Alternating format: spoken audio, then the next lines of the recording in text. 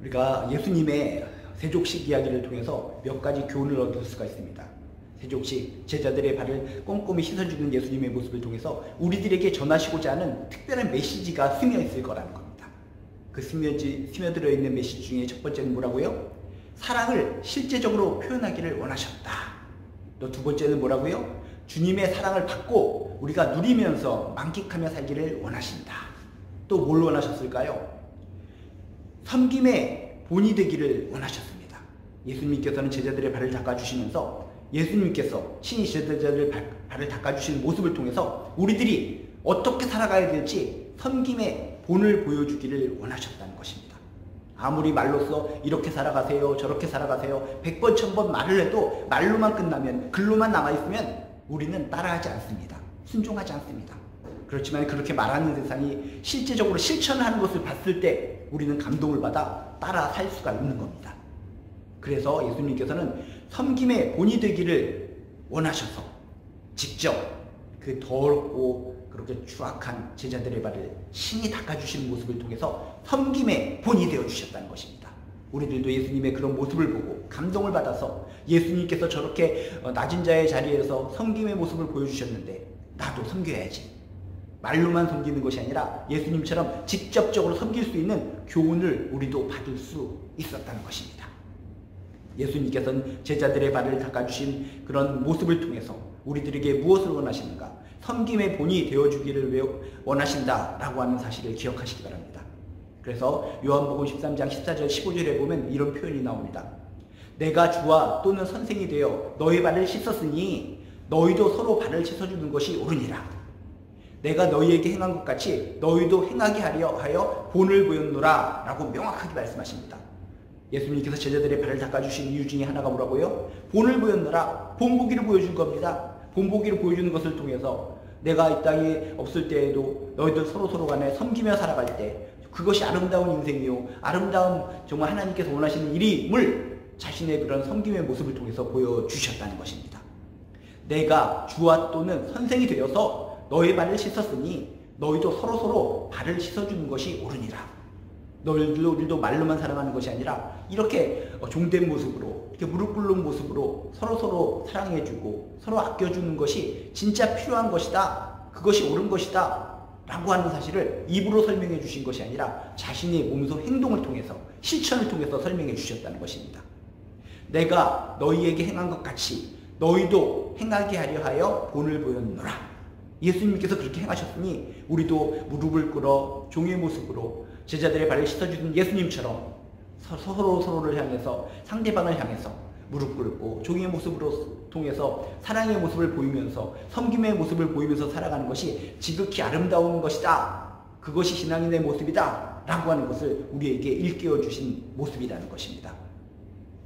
우리들도 이 시대에 예수님처럼 살아가길 원합니다.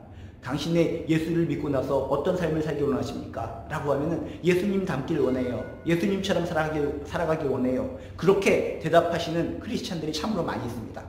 그럼 어떻게 살아가야 된다고요? 예수님께서 직접 십자가에 달려 돌아가시기 전날 밤 그 중대한 정말 가슴 아픈 그 시기에 무릎을 꿇어 종처럼 제자들의 발을 닦아주신 것처럼 우리들의 인생, 하나님을 믿는 인생, 예수님의 제자로서의 인생은 어떻게 살아가야 된다고요?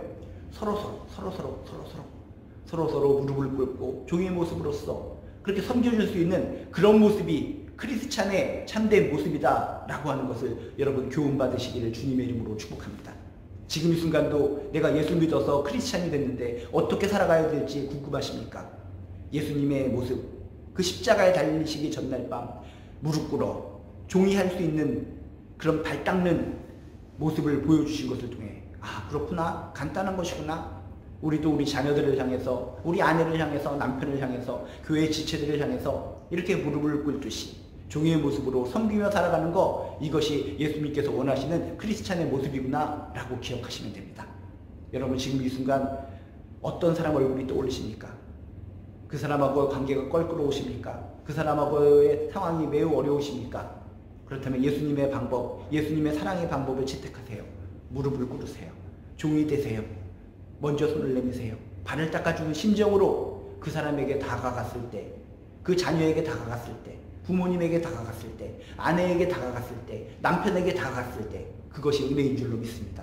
모든 삶의 해결책인 줄로 믿습니다. 예수님께서는 우리들이 어떤 존재들인지 아십니다. 죽어라고 말을 안 듣죠. 그렇죠? 우리 자녀들만 우리 말을 듣지 않는 것이 아니라 우리들도 예수님의 말을 절대로 듣지 않는 참 못난 사람들이죠. 절대로 말로 해서 듣지 않는 우리 인간들이라서 예수님께서는 친히 몸소 실천으로 우리에게 보여주셨다는 것입니다.